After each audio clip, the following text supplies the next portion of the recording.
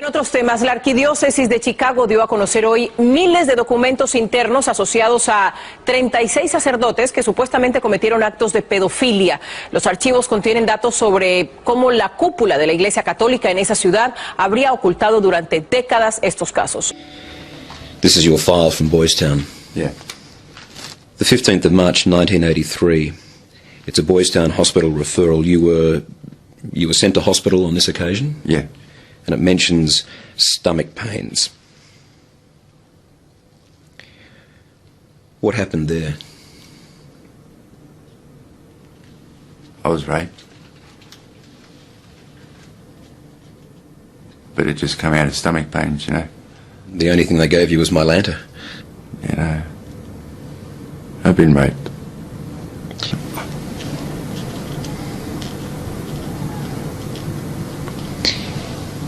How many times do you think that you were raped?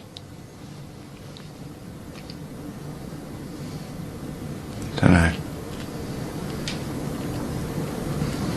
To be honest, I don't know.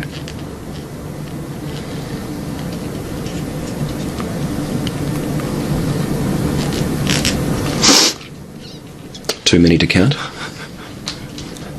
Too many to remember. Yeah.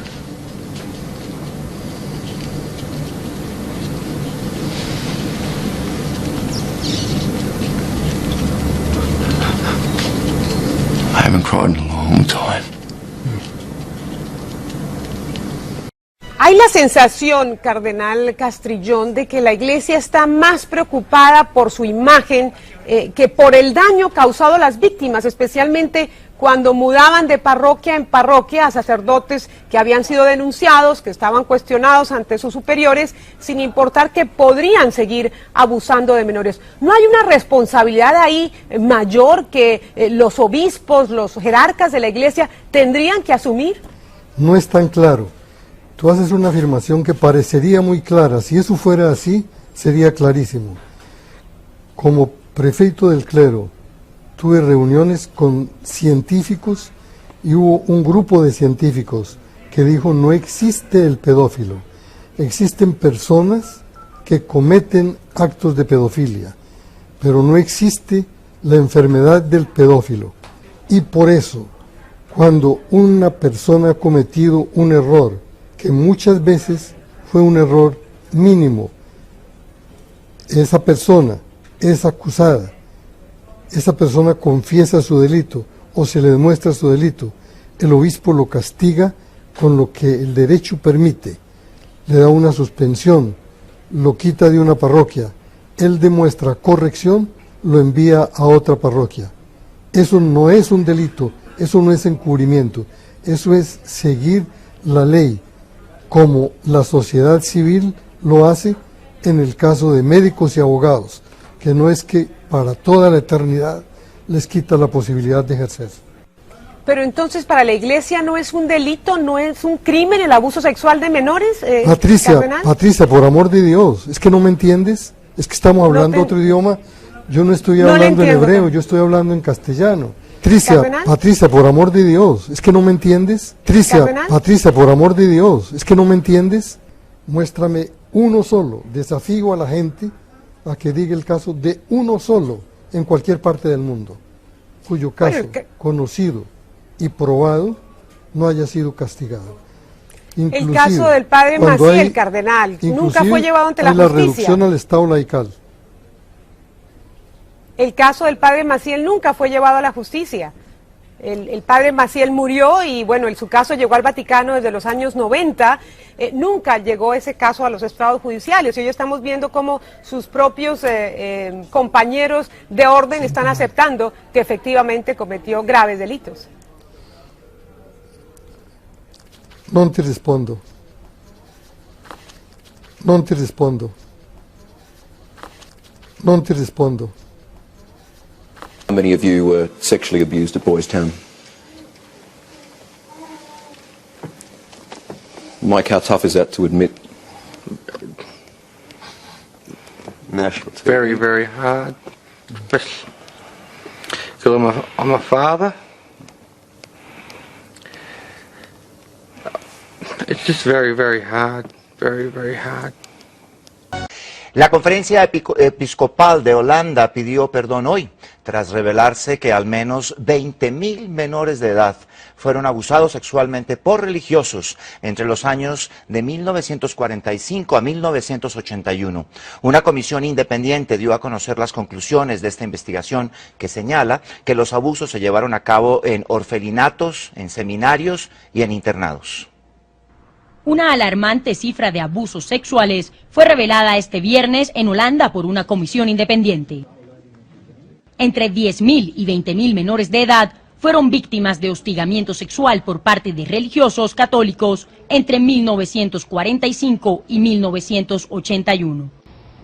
To run the parish in St. Michael, the church sent Father George Endall. One of the state's pioneer priests, Endall moved from church to church throughout Alaska before landing in St. Michael in 1968. He brought with him a church volunteer named Joseph Landowski, who he'd given a job to years earlier. We don't know a lot about him. He's somewhat of a mystery. Endall brought him in as a sort of a novice master at the school. He was, we were told, placed in charge of the boys' dormitory. In St. Michael, Landowski would train to become a deacon, but the people here looked up to him as a priest all along. He had a really nice singing voice. His voice was very nice at saying prayers. At the time I worked as altar boy too with him. I always wanted to be a deacon as a kid. In the beginning, yeah, I wanted to go to catechism. It was fun until weird things started happening.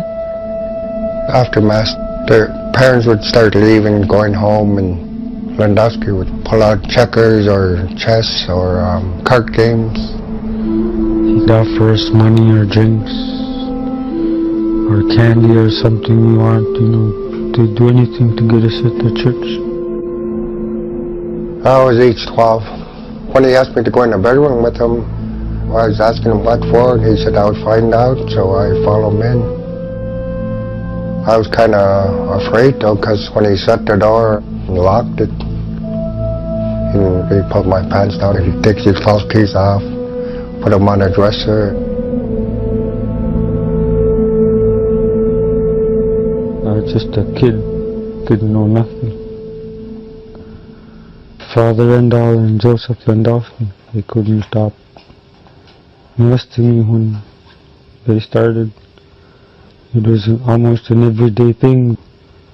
Father Endall was telling me that it would make me closer to God.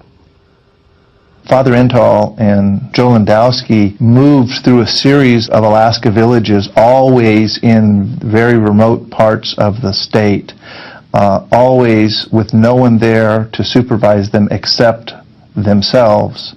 They were a law unto themselves, and they did whatever they wished. There would be other abusers associated with the church in St. Michael. One seemed to favor exposing himself to girls. When it first happened to me, I was 5. I can remember the day putting my head down when I saw him come out with no clothes, and I was scared. The next thing I remember, somebody was touching me on my arm.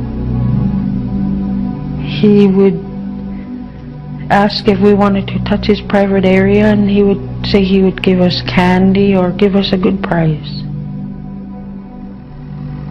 This was 1970. It was absolutely unthinkable that the Catholic Church could be involved in the sexual abuse of children. The abuse in St. Michael would continue for 5 more years, as Ben and the others suffered almost daily molestation. I remember one afternoon I went to Murphy's office, and he closed the door, and he told me to take off my pants. And I said, "Take off my pants?" I was shocked, and I thought, why would I have to do that? And I was looking at this man in a black suit and a white collar, and I thought to myself, he's a priest, and I'm supposed to obey him. So I took my pants down and he molested me.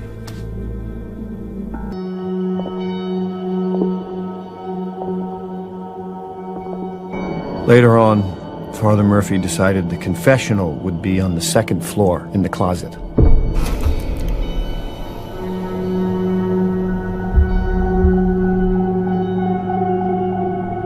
I confessed my sins. I was forgiven and blessed, and then I was touched. Documental Mea Máxima Culpa. Una investigación hecha a la organización más antigua y perversa del mundo. I went to bed one night, and before I fell asleep, I could see Murphy creeping into our room like a ravenous wolf.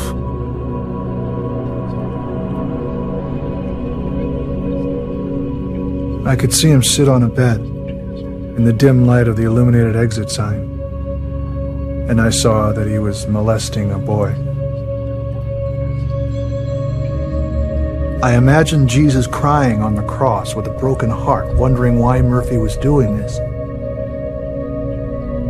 Why was Jesus just watching? He would walk in like a cat. Of course, we couldn't hear him, but someone would open their eyes and see a dark shadow passing by, and they knew it was him. I would see how he would go and pick out certain boys. He knew which boys wouldn't object if he went to them. My question is, what about the sisters? Where were the nuns who were supposed to be watching the children? The nuns should have been able to hear, but they turned their heads and looked the other way.